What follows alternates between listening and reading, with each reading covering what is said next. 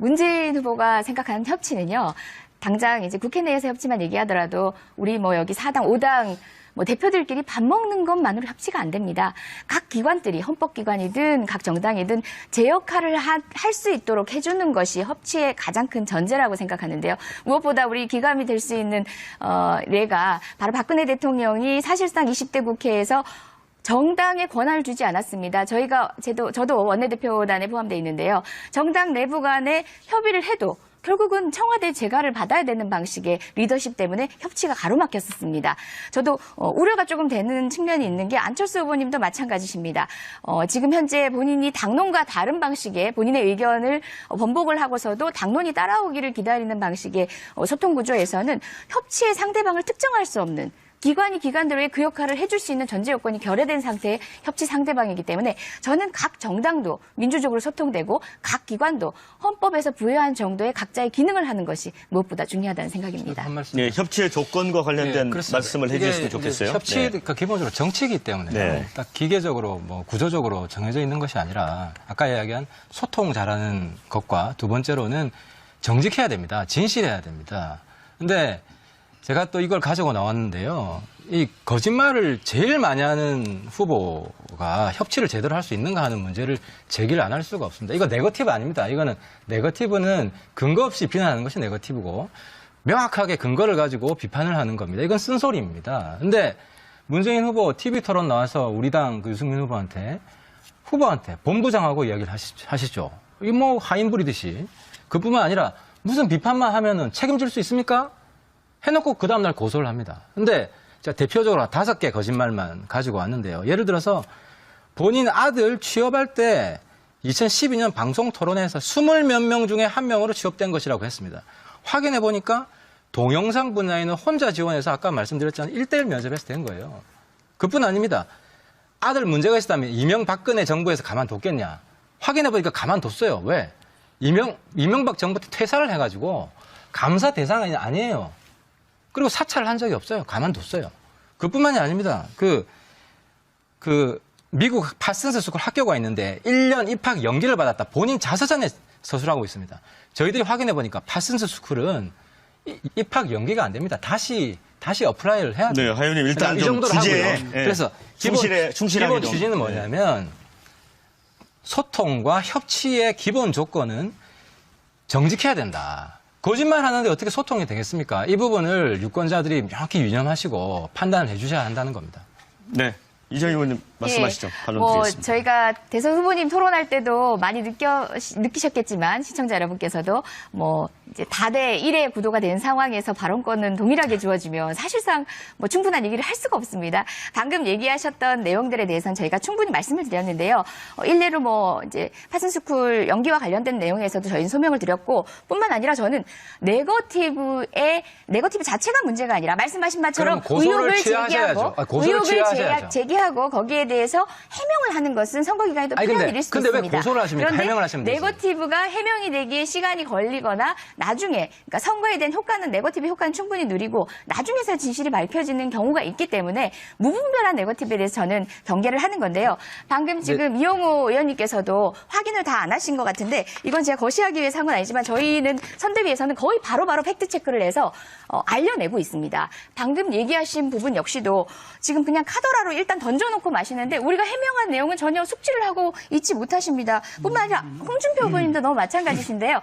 제가 오늘 토론에 임해서는 또 이 얘기 하시겠구나 싶어서 또 어떤 주제든 이걸 끌어다 대시겠구나 싶어서 이 주제에는 많은 시간을 소진하지 않는 게 국민들께 도움이 될 거라고 생각을 잠깐요. 잠깐. 제가 오늘 지금 토론은 지금 이 순간에는 협치의 성공 조건이랄까요? 여기에 좀 집중을 해 주셨으면 좋겠습니다. 강효상 우리 국민이 그만큼 저는 이건 개인적인 의견입니다만은 광장에서 촛불을 드는 것 외에는 그 정말 철옹성 같은 여의도 그리고 청와대에 있는 그 위정자들과는 소통을 하지 못했던 국민적 분노를 어떻게 담아낼 것인가를 우리 여기 계신 정치인들이 다 함께 고민해야 될 지점이지 특정 후보를 비난하는데 활용해서는 안 된다는 생각입니다. 제가 협치의 하윤님 아까 아니 좀 다른 내용이었어. 다른 내용입니다. 이게 리더십과 관련된 거 맞습니까? 똑같습니다. 그러니까 협치의 기본은 타정치 세력을 인정하는 겁니다. 근데 타정치 세력, 고소 고발해놓고 협치하겠다는 것은 서로 양립하지 않습니다. 모순됩니다. 예를 대표적으로 저희 당은 저고 국민의당은 이용주 의원을 고발했습니다. 그리고 자유한국당은 심재철 의원을 고발했습니다. 대체로 이제 아들 특혜 채용 관련한 문제고 심지어 노무현 정부에서 같이 일했던 동료 장관 송민순 전 장관도 지금 고발해 놨습니다. 그리고 송민순 전 장관에게는 일반 문자 폭탄이 아니라 송민순 전 장관 이야기에 따르면 문 후보 캠프에 있는 사람이 그 협박성 문자를 보냈다고 송민순 전 장관 입으로 지금 이야기해 놓은 상태입니다. 그러니까 무슨 이야기냐? 예, 네. 이재정 의원께서는 하셔야 될 일이 문 후보에게 이런 고소 고발 하지 마라. 왜냐하면 문 후보 본인이 2월 9일 날 TV에 나와서 어떤 비난, 비판도 고소 고발하지 않겠다라고 본인 입으로 약속을 했어요. 이번 캠페인 때, 선거 때. 그래 놓고 지금 고소 고발을 남발하고 있습니다. 이러면서 다른 편에서는 협치를 하겠다? 그 속아 웃을 일이죠. 어떻게 고소고발한 대상하고 협치를 할 수 있습니까? 아무래도 이 의원님한테 좀 반론 기회를 드려야 될 것 같습니다. 제가 여러 가지 주제들이 있는데 단 하나 지금 이용호 의원님께서 아까 언급하셨으니까 얘기를 하는데요. 자볼드 추진기획단 파견 명령 받아놓고 왜 노동부 안 갔냐 얘기하시는데요. 고용정보원의 TF팀에서 근무한 것으로 이미 밝혀졌습니다. 그럼에도 불구하고 계속 같은 얘기만 반복하고 계십니다. 뿐만 아닙니다. 문 후보 아들 다음에 접수한 응시번호 139번 응시생. 본인 신상 공개 다 되셨습니다. 근거도 없이 그냥 터뜨리게 하셨어요. 그 다음에 제보를 기다린다 이러셨던 거예요. 제보가 없어요. 거기서 끝났어요. 그분의 명예는 어떻게 되는 겁니까? 이런 방식의 마타도어가 궁극적으로는 문재인 후보의 명예를 훼손한다 이런 측면 아닙니다. 그건 용인할 수 있습니다.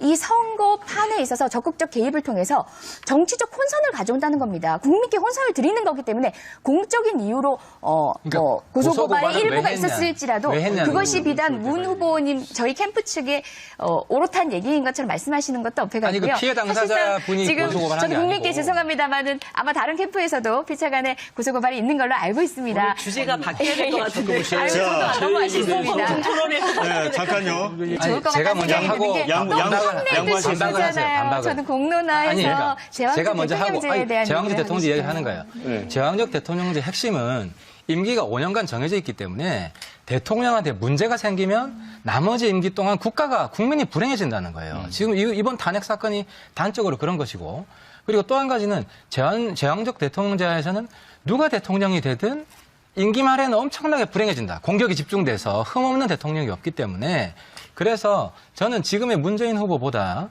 김대중, 노무현, 전임 민주당 대통령 했던 분들이 못났다고 생각하지 않습니다. 훨씬 자질도 뛰어나고 여러 가지 소통 능력도 뛰어난 대통령이었습니다. 국민들 기억에 그렇게 남아 있습니다. 그런데도 그분들이 말년에 다 불행해지셨습니다. 심지어 한 분은 자살까지 하셨습니다. 가족 뭐 그런 문제 때문에. 근데 이번에 문재인 후보가 지금 결정적으로 지금 문제가 되고 있는 게 송민순 전 장관 북한 인권 결의안 북한에 물어봤다는 건데 국민들이 이해를 잘 못하시는데요. 이거는 대한민국 주권 포기 행위로 인식될 수 있기 때문에 사안이 심각한 겁니다. 그러니까 국제 유엔에서 우리가 북한 인권 결의안 찬성하냐 반대하냐 우리 입장을 결정하는 데 있어서 북한한테 물어보고 결정했다가 되는 것은 바로 대한민국 주권 포기 행위인데 지금 이 부분에 대해서 계속 문재인 후보는 그런 적 없다고 하지만 심지어 당시 국정원장 했던 김만복 원장까지도 제가 이걸 공개를 했습니다. 남북 당국 간 한라인을 통해서 북한의 반응을 떠보고 북한의 입장을 확인했다고. 의원님, 이거 이 제왕적 대통령제와 그러니까 관련이 있는 겁니다. 돼 있는 겁니까 이게? 이게 제가 끼워 팔게 하는 게 아니라 이런 문제가 나오기 때문에 네. 제왕적 대통령제 하에서는 대통령한테 불행이 생기면 국가와 국민한테 불행이 똑같이 온다는 것을 말씀드리고 싶고 네. 그런 걸 미연에 예방하기 위해서 누가 되든 제왕적 대통령이 됩니다. 지금 대통령제 하에서는. 네. 그런데 그럴 때 어느 분이 대통령이 되면 안 되는지 유권자에게 제가 정확한 정보를 제공해드리기 위해서 하는 겁니다. 네. 자, 우리 이재정 의원님. 아니, 판을 주실 것 같아서 제가 그냥 원론적인 저희 입장부터 하나 먼저 더 만들고 남았어. 싶었는데. 그래요? 아유, 저는 정말 유승민 후보의 리더십에 대해서 정말 알고 싶습니다. 우리 시청자들도 그렇지 않을까 생각하는데요. 후보의 고통이라고 생각하십니다. 제왕적 대통령제라는 문제점에 대해서 이야기할 때 우리 어쨌든 박근혜 지도자를 배제할 수가 없는데요. 그 경험 때문에 대부분은 헌법에 문제가 있어서 그런 것처럼 많이들 말씀을 하시는데요. 사실상 법만 지켰어도 이런 일은 이루어질 리가 없었습니다. 물론 보완돼야 될 점들이 있습니다. 그것은 대통령제 자체의 문제라기보다는 궁극적으로 대통령에게 권한이 보다 집중되고 실질적으로 제 역할을 못하고 있는 국회 권능, 그다음에 사법부가 제대로 성을 발휘하고 있지 못하고 정치 권력에 복속되는 이런 양태들에 의해서 그것들이 더 강화되었다고 보는데요. 저희는 향후에 뭐 개원과제에서도 마찬가지 포함시켜 얘기하겠지만 지방분권이라든지 그다음에 의회 기능 강화 등등. 그다음에 이번에 촛불 현장에서 많은 분들이 국민으로부터 배우지 않았습니까? 국민과의 소통 채널을 강화하기 위한 정치 개혁의 어떤 제도적 보완 등이 저희는 필요하지 않을까 생각하고 제왕적 리더십의 극복은 무엇보다 법치주의 확립입니다. 근원적으로 법치주의를 가장 많이 말씀하신 분이 박근혜 대통령입니다. 근데 박근혜 대통령은 법치주의가 국민한테 강요되는 걸로 착각하고 계셨는데요. 법치주의는 위정자, 권력에게 중요한 겁니다. 우리가 네. 법치주의 안에서 제 역할을 하길 바랍니다. 네. 아까 윤리 정직함 이야기를 했는데 이거는 그렇습니다. 박근혜 대통령이 불행해진 이유 중에 하나가 주변의 측근 참모들 중에 쓴소리를 제대로 하는 사람이 없고 또 그 쓴소리를 듣지 않는다. 불통이다. 법적으로 해결하려고 한다. 공안의 방망이를 든다. 이런 겁니다. 그런 문제에 있어서 제가 참 안타까운 것은 오늘 이재정 의원님도 우리 후보지만 아들 필적 제공합시다. 그리고 지금 고소고발이 모든 당에 지금 다 있는데 이런 상황에서 대선 끝나고 협치가 가능하겠습니까? 그냥 대인배 정신으로 고소고발 취하합시다. 이런 식의 쓴소리를 저는 할 수 있어야 된다고 봅니다. 저 같았으면 했습니다. 그런데 제가 많은 토론에 나와서 지금 그 민주당 의원님들 물어봤어요. 그런 쓴소리 후보한테 할 수 있냐? 자신 있게 한다는 사람이 한 사람도 없어요. 이런 상황에서는 제가 그래서 문재인 후보 참 안타깝게 생각하는 게 1등 후보기 때문에 그렇습니다. 대통령 될 가능성이 가장 많습니다. 하지만 지금 문재인 후보 뒤에는 불통과 공안 통치를 주 무기로 삼았던 그런 박근혜 그림자가 보인다는 이야기를 국민 앞에 안 드릴 수가 없는 겁니다. 고소 고발 자꾸 말씀하시는데 이 의원님. 뭐 그러면은 이제 지금 계속 지금 판넬을 지금 몇 개째 갖고 가 계시고 아직 한 개 남은 것 같은데 이런 방식의 쓴소리 하겠다 사실 그러면 제가 안 쓰겠습니다. 아니요. 물론 저는요, 제 스스로가 변호사 출신이고 사실상 그 형사처벌로 해결되는 것에 대해서 저도 마찬가지고 후보님도 거기에 대해서는 제도 개선이 필요하다고까지 입장을 밝히신 바가 있습니다. 그런데 지금 선거 이 짧은 기간 동안 아니면 말고시구의 마타도어를 이제 중지하십시오. 그렇다면은 동의하겠습니다. 저희는 국민적 입장에서 드리는 말씀입니다.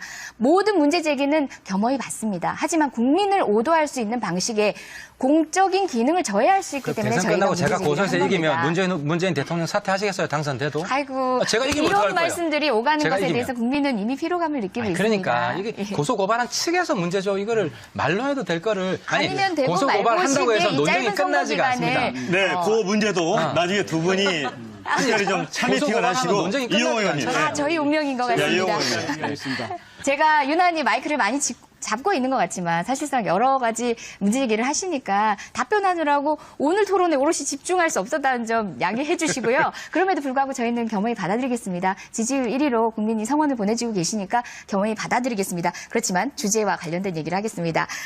소통에 대한 이야기를 하시는데 이명박 박근혜 불통 리더십 때문에 국민이 지쳤어요. 이명박 대통령 그 정부 조직을 사기업처럼 인식하고 있었습니다. 명박산성으로 대표되는 불통, 그다음에 미네르바 구속수사, 총리실, 민간인 사찰, 그리고 박근혜 대통령은 그야말로 불통의 아이콘이었죠. 소수 측근 중심의 의사결정 과정에서 결국은 국회를 통법부화시키고 지금 바른정당의 후보가 되어 계시는 유승민 원내대표 찍어내기 국민이 정말 통탄치 못했습니다. 레이저 눈빛도 유명했지요. 그래서 저희는 열린 국정 운영을 할 생각입니다. 구중궁궐의 청와대를 포기하고 나와서 소통하는 그런 리더십을 발휘해서 보여드리도록 하겠습니다. 장 의원님, 이번에 이제 판넬 안 되실 건가요? 판넬 안 쓰겠습니다.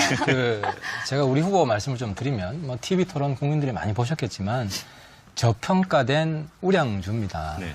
그리고 저 문재인 후보 제가 오늘 뭐 말씀드렸지만 아주 고평가된, 과도하게 고평가된 제가 볼 때 불량주고요. 안철수 후보 그냥 뭐 그저 그런 보통주입니다. 그리고 홍준표 후보는 그래서 이런 상황에서 제가 굉장히 안타깝습니다. 우리 유승민 후보 정말 아까운 사람이고 다시 한번 봐주시고 문재인 후보에 맞서서 이길 수 있는 사람이 누구냐. 다른 후보, 여러 후보들 중에서. 그래서 특히 보수 진영 내에서 우리 유승민 후보에 대해서 다시 한번 재평가해 줄 것을 바랍니다. 네, 이재명 의원. 예, 뭐 저도 계속 말씀을 드렸지만 아까 안보라든지 뭐 네, 개혁의 이제 의지라든지 이런 부분에 대한 얘기도 해달라고 말씀드려서 다른 추진력과 부분에- 관련해서도 예, 좀 맞습니다. 의견 나누시죠. 저는 기본적으로 개혁과제의 가치를 촛불 민심에서 얻었습니다. 그리고 그 가치에 대한 선별 작업 역시도 앞으로 국민과 함께 할 겁니다. 그리고 국민적 동의를 바탕으로 한 의지를 토대로 해서 저희는 그러한 기득권, 그 기득권이라고 얘기하면 흔히 뭐 재벌이라든지 이런 방식으로 오도하시는 경우가 많은데 그게 아니라 적폐 세력을 옹호하는 방식으로 개혁을 방해하는 그런 분들에 대해서는 휘둘리지 않기 위해서 노력할 것입니다. 무엇보다 저희 자꾸 안보 얘기를 보수 세력의 아이콘인 것처럼 얘기하시는데 안보가 비탄에 빠진 이 9년을 다시 되돌리겠습니다. 강한 안보, 그냥 피스키퍼가 아니라 피스메이커를 통해서 자주국방을 마련하는 것을 통해서 제대로 된 진짜 안보가 무엇인지 반드시 보여드리도록 하고요. 무엇보다 국위구선 협력의 길을 통해서 위안부 졸속 협상 같은 일 다시는 벌어지지 않도록 하겠습니다. 그리고 지금 트럼프 대통령 뭐 추가 요구하고 사드 배치와 관련된 비용 요구하고 있는데요.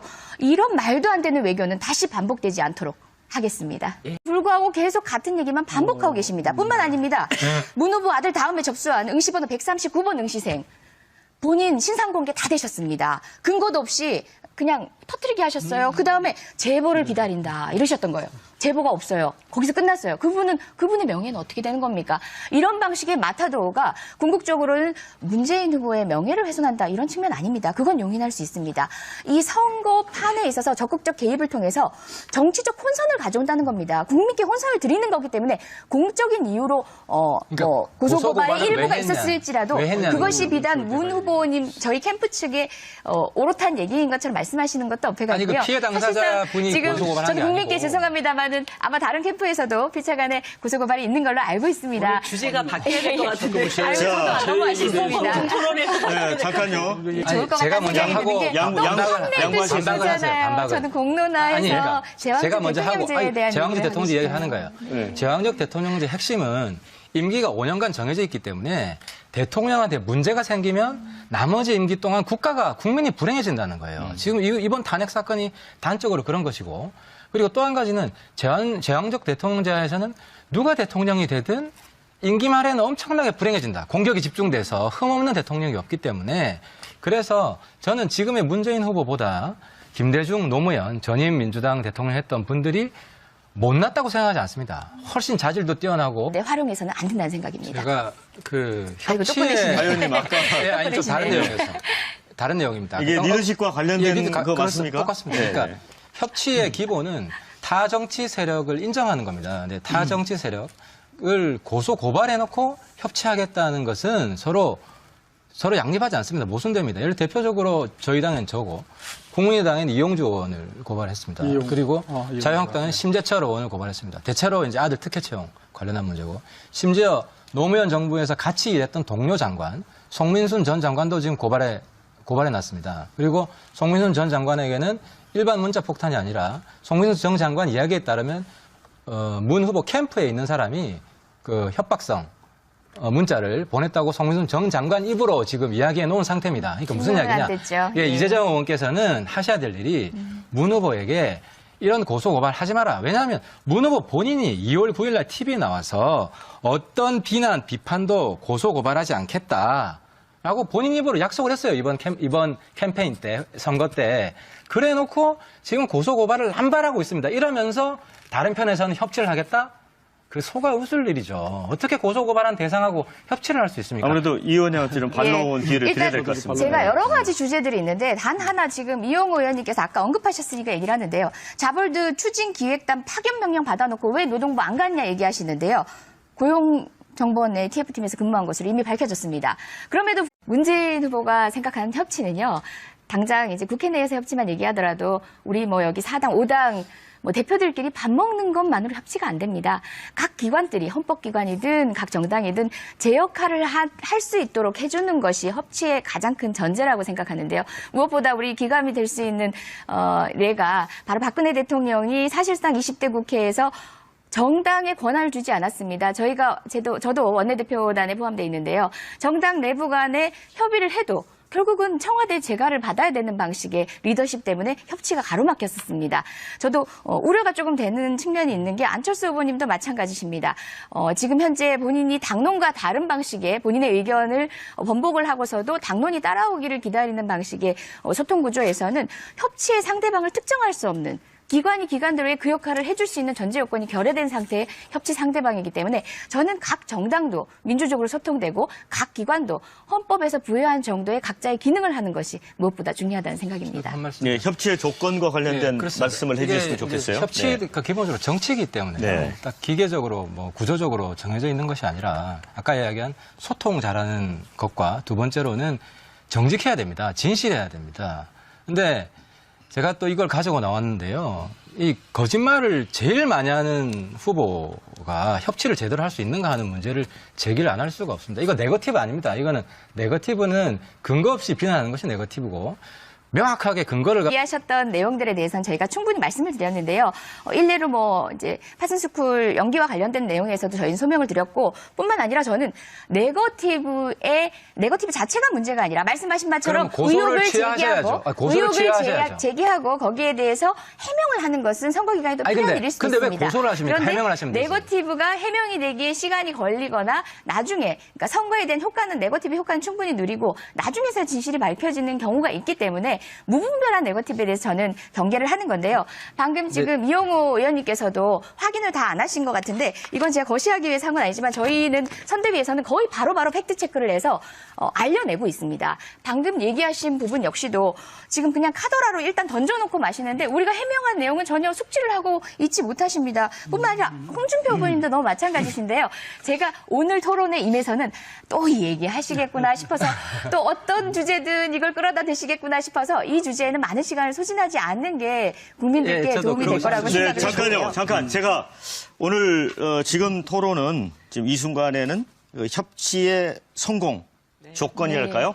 여기에 좀 집중을 해 주셨으면 좋겠습니다. 네, 강성원. 네. 우리 국민이 그만큼 저는 이건 개인적인 의견입니다만은 광장에서 촛불을 드는 것 외에는 그 정말 청송 같은 여의도 그리고 청와대에 있는 그 위정자들과는 소통을 하지 못했던 국민적 분노를 어떻게 담아낼 것인가를 우리 여기 계신 정치인들이 다 함께 고민해야 될 지점이지 특정 후보를 비난하는 가지고 비판을 하는 겁니다. 이건 쓴소리입니다. 근데 문재인 후보 TV 토론 나와서 우리 당 그 유승민 후보한테 본부장하고 이야기를 하시죠.